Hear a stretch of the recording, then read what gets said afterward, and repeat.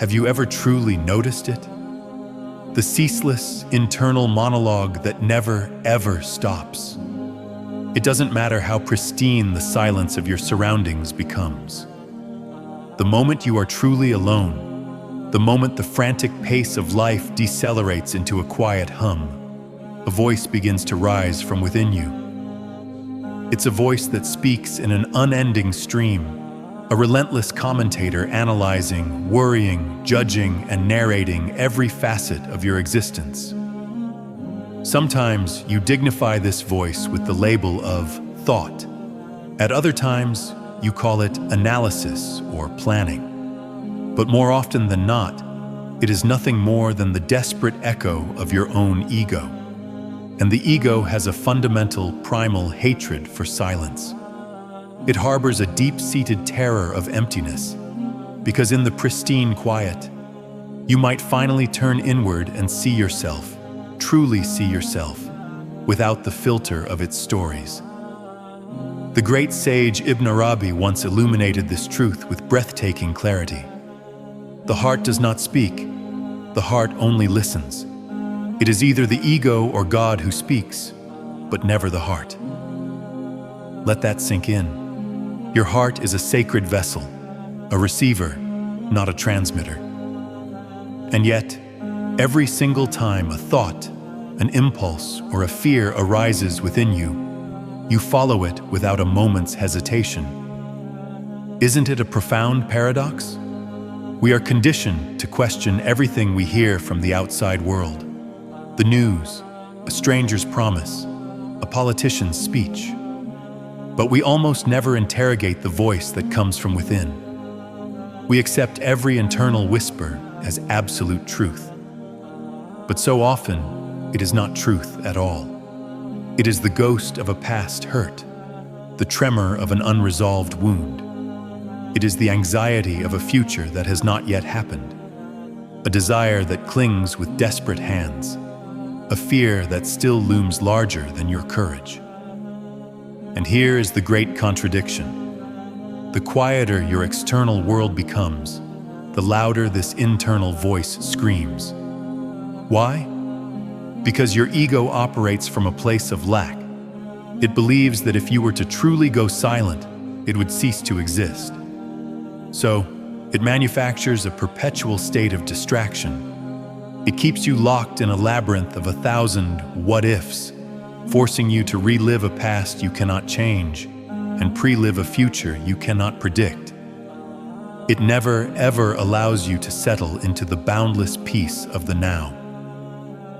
Because in the eternal present moment, in the holy now, God simply is. And when you truly encounter that divine presence, the ego has no choice but to retreat. It cannot stand in that pure, unforgiving light. So it speaks. It exhausts you. It makes you forget your true nature. As the wisdom tells us, whenever the voice inside you brings a sense of constriction, a tightening in your chest, a knot of anxiety, know that it is not God speaking. It is the ego. For God's voice does not constrict, it expands.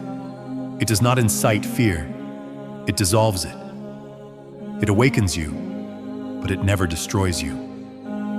It whispers with the gentleness of a breeze. It does not shout. And most paradoxically of all, it often speaks through a profound and loving silence. This is why those who draw near to the truth invariably speak less. They fall into a natural, graceful silence. They understand that every word can become a veil, every intellectual explanation a step further away from the ineffable reality. In this light, silence itself becomes the highest form of prayer. But let us be honest, this silence is hard. We are not ready for it, because true silence is like standing before a mirror with no escape, no excuses, and no one else to blame. In that raw, unadorned place, you are presented with a fundamental choice. You will either cry out for God, or you will run from yourself. There is a space inside you, a hollow, a sacred emptiness that you have never quite been able to fill with any worldly distraction. And that very emptiness has a voice. When it speaks of its longing, you cannot bear its pure, unadulterated truth. So you scramble, you turn on music, you scroll through your phone, you text a friend. You do anything to create noise and distract yourself from that haunting, beautiful voice. But the great secret is this: that emptiness you are running from is your very meeting point with the divine. God does not enter a crowded, noisy heart. He appears in the emptiness. He arrives only in the sacred silence of an unoccupied soul. Ibn Arabi guides us again.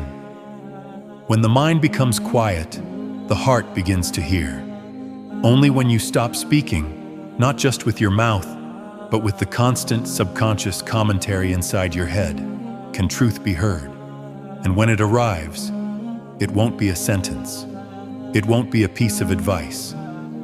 Sometimes it is just a deep, resonant stillness, and that stillness holds more wisdom than 1,000 libraries of books.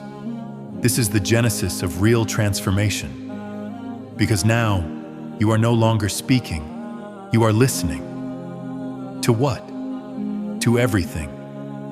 To the sound of a leaf falling, the uninhibited laughter of a child, the wind brushing past your cheek as a divine caress.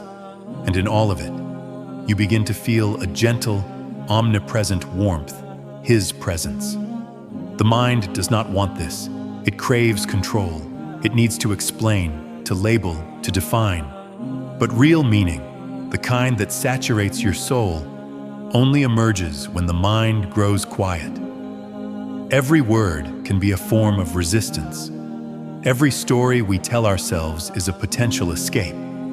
Every calculation is born from a place of fear, and all of it, collectively, pulls you further from the truth. But when the mind finally becomes still, a miraculous shift occurs. You no longer blame yourself for your imperfections. You no longer praise yourself for your virtues. You just are imperfect, searching, silent. And this state of pure being is the closest the heart can ever be to God. You cannot hear Him because every second, a new story begins in your head. Every moment, another scene from the past is replayed, and another future is imagined. And your heart, your beautiful, tired heart, waits like a lonely child in a crowded room, simply waiting for you to be still, to listen, to understand. But you never stop, not with your mouth and not with your mind. Here is the secret you must internalize.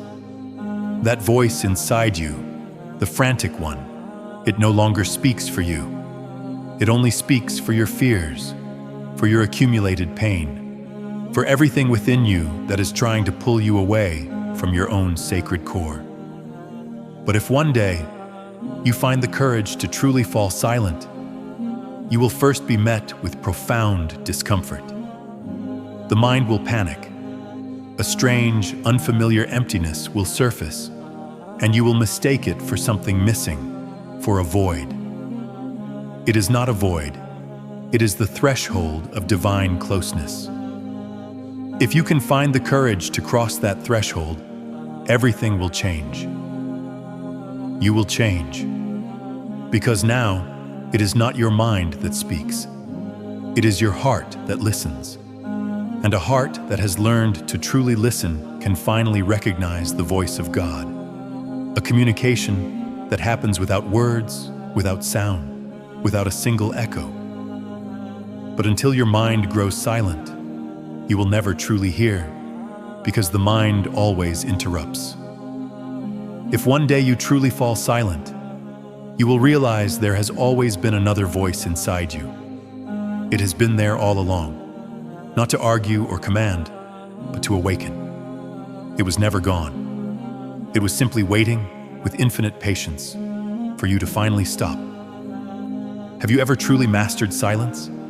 Not just a pause between words, but a deep oceanic silence? No thoughts, no plans, no internal sentences being formed.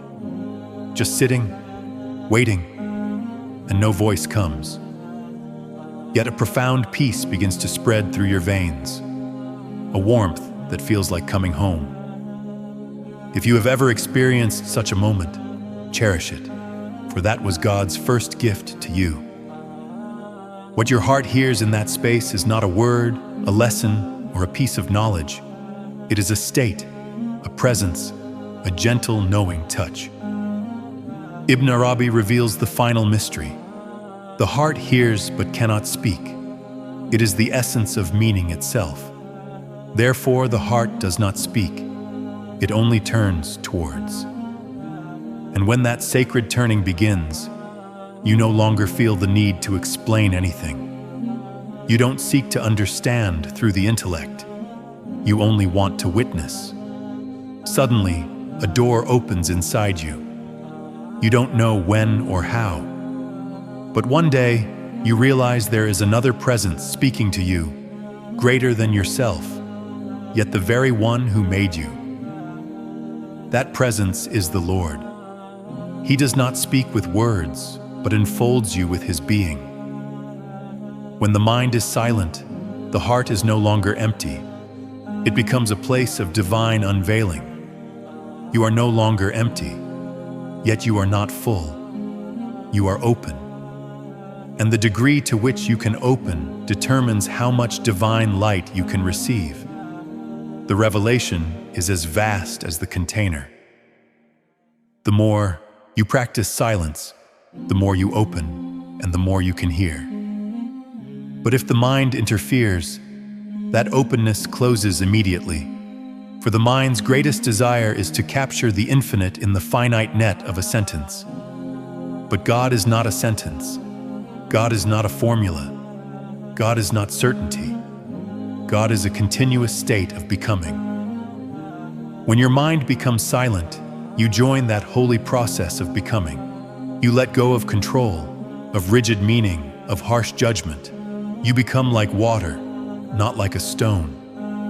A stone protects itself, defines its boundaries, and resists change.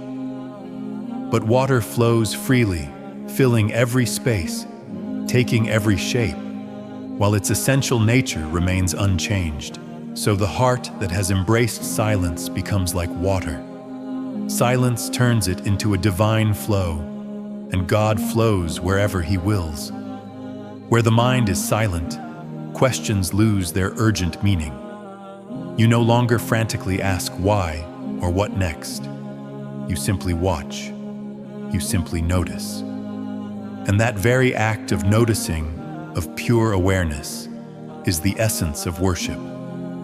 The greatest worship is to remain conscious, and this elevated consciousness is reached not through the frantic activity of the mind, but through the profound gateway of silence. When you become silent, you hear. But this hearing is not with the ears.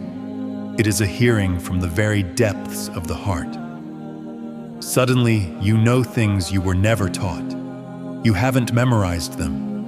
You have simply felt them. This is ilm al-ladunni, the knowledge bestowed directly from the divine. You enter this stream of knowledge only through silence, not through words, not through reading, but through absolute stillness. Because words, for all their beauty, are veils.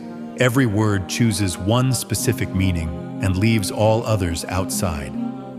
But silence embraces all meanings simultaneously.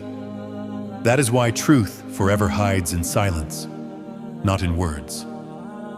In the place where the mind is quiet, a state rises from within. Sometimes it manifests as cleansing tears, sometimes as a deep, unshakable peace. Sometimes it is simply your eyes welling up without a single word being spoken. That moment is when your heart touches God. And that touch is so sublime, so personal, that it cannot be translated into language. Yet you recognize it instantly. For while it is not yours, it was made exclusively for you. As the wisdom concludes, Every soul carries a unique divine unveiling. No one else has yours. Therefore, your silence is unlike anyone else's silence. The door that opens in your quiet belongs only to you. And what you see behind that door is what God is in this very moment telling you. But you cannot explain it to anyone, for the act of explaining inevitably lessens it. That is why the people of profound truth speak very little.